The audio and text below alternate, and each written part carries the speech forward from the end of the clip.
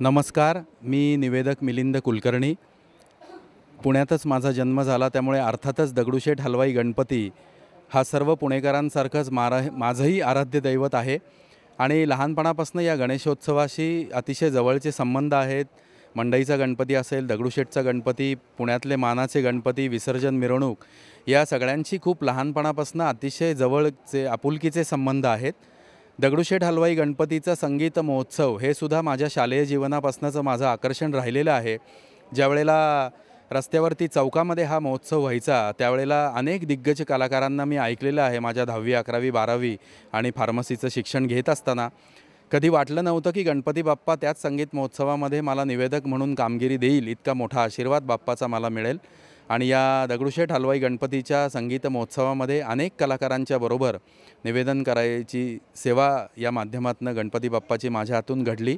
याचा खूप आनंद आहे. गणपती बाप्पाला त्रिवार वंदन करतो. आणि या सुवर्णयुग तरुण मंडळाचे अनेक उपक्रम असतात. कलाकारांसाठी अतिशय हक्काचं व्यासपीठ यांनी निर्माण केलेलं या संगीत महोत्सवाच्या माध्यमातून मला आठवतं आहे, ज्यावेळेला 92 साली मी वैद्यकीय प्रतिनिधी म्हणून नोकरी करत होतो, त्यावेळेला दगडूशेठ हलवाई गणेशोत्सवाचं शताब्दी वर्ष होतं. आणि खूप मोठ्या प्रमाणामध्ये त्यांनी अनेक आंतरराष्ट्रीय कीर्तीचे कलाकार पुणेकरांना विनामूल्य त्यांची कला ऐकवली होती, त्याचा आनंद दिला होता. या शतकोत्तर रौप्यमहोत्सवी वर्षाच्या निमित्ताने सुद्धा या मंडळींनी सलग 43 दिवसाचा हा महोत्सव आयोजित केलेला आहे. आणि मला आनंद वाटतो की या महोत्सवामध्ये 3 वेगवेगळ्या कार्यक्रमाच्या माध्यमातून मी आपल्याला भेटत राहणार आहे.